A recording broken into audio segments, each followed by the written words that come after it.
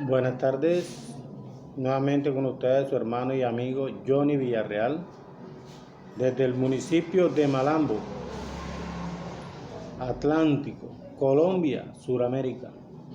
Una vez más para compartir un fragmento de la palabra de esta constitución que el Señor nos dejó, ¿verdad? El manual de vida que el Señor nos dejó como instrucción para enseñanza, para instrucción, para redarguir, ¿verdad? Para instruir a los hombres en justicia. Quiero compartir la palabra en esta tarde rápidamente en el libro de los Salmos, Salmo capítulo 41. Dice: bienaventurado el que piensa en el pobre, en el día malo lo librará Jehová. Jehová lo guardará y le dará vida. Será bienaventurado en la tierra, y no lo entregarás a la voluntad de sus enemigos. Jehová lo sustentará sobre el lecho del dolor. Mullirás toda su cama en su enfermedad. ¿Verdad? Propósito de esta palabra, y a manera de observación, te digo, de que encontramos 3 puntos. Primer punto, que es una palabra que llena, que nos invita a llenar un requisito. Segundo, que es una promesa de parte de Dios. Y tercero, que debemos fijarla como una meta. Y miramos que encontramos en el versículo 1, dice: bienaventurado el que piensa en el pobre. ¿Verdad? Recordemos un pasaje bíblico en el libro de Mateo capítulo 25 versículo 36 en adelante. Dice la palabra de Dios que estando Jesucristo rodeado de los discípulos, de los fariseos, de los escribas, de los que le seguían, de la multitud que lo apretaba, decía que en qué momento, ¿verdad?, a él lo vieron desnudo y no lo vistieron, en la cárcel y no lo visitaron, con hambre y no le dieron de comer, sediento y no le dieron de beber. Él dijo: si a uno de mis pequeñitos no le hicieron esto, a mí tampoco me lo hicieron. Pero si me vieron, ¿verdad?, desnudo y me cubrieron, en la cárcel y me visitaron, con hambre y me dieron de comer, con sed y me dieron de beber.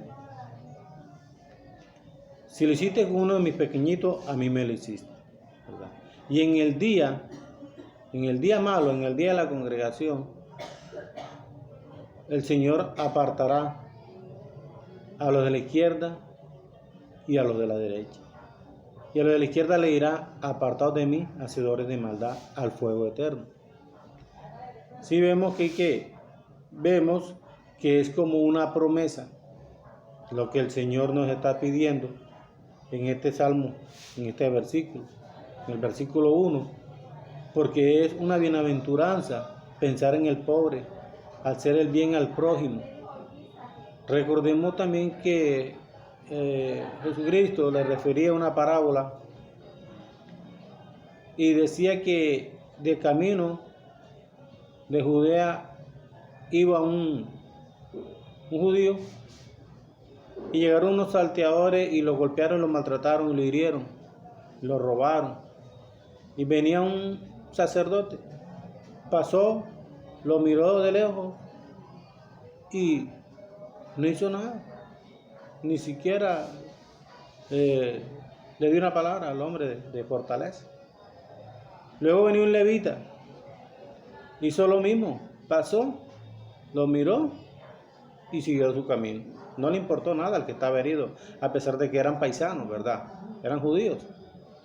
Pero venía un samaritano, y recordemos que entre samaritanos y judíos no se gustaban. Por eso Jesucristo, cuando se encontró con la mujer adúltera, la que tenía 5 maridos, y aún el que tenía no era de ella, ¿verdad?, le dijo que era necesario pasar por Samaria. Era por eso, porque debía de llevar la palabra a Samaria. Y vino este samaritano y tomó a esta persona y la vendó, le echó aceite y la llevó al mesón y le dijo al mesonero, si algo debe, de regreso yo lo pago. ¿Verdad? Entonces, le preguntó uno de los principales en esta parábola al Señor y le dijo, ¿qué debo hacer para obtener la vida eterna? Él le dijo, ¿qué dice la Escritura? El principal le dijo, amarás a Dios con toda tu fuerza, con todo tu corazón, con toda tu alma. Y asimismo a tu prójimo. Jesucristo le dijo, haz esto y vivirás. Entonces, con ese tips, con ese requisito, ¿verdad? Porque te hablaba que había un requisito, una promesa y una meta. Con ese requisito vas a obtener uno de los requisitos para obtener la vida eterna. Amar al prójimo, amar a tu hermano, amar a tu vecino, a la persona que va por ahí, al de camino, al forastero, al de la calle. No solamente tiene que, con dinero, ¿no? Darle alimento, una palabra de parte de Dios, unas buenas nuevas de salvación. Eso es pensar en el pobre, ¿verdad? Es lo que está diciendo aquí la palabra. Bienaventurado que piensa en el pobre.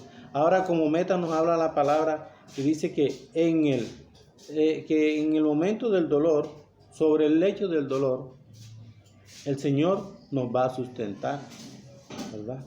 Y ahí es la meta a la cual tenemos que llegar. ¿Por qué? Porque es que aún para el día de la enfermedad tenemos que prepararnos. Usted y yo, aún para la enfermedad tenemos que prepararnos, porque aquí no está diciendo la palabra de Dios eso. Porque él dice que mullirá toda su cama en su enfermedad. Mullir tiene sus raíces, tiene sus inicios, tiene sus principios en el latín. Mullere, que significa acolchar, suavizar, ablandar, ahuecar. Y si vemos el antónimo de mullir, ¿qué sería? Endurecer.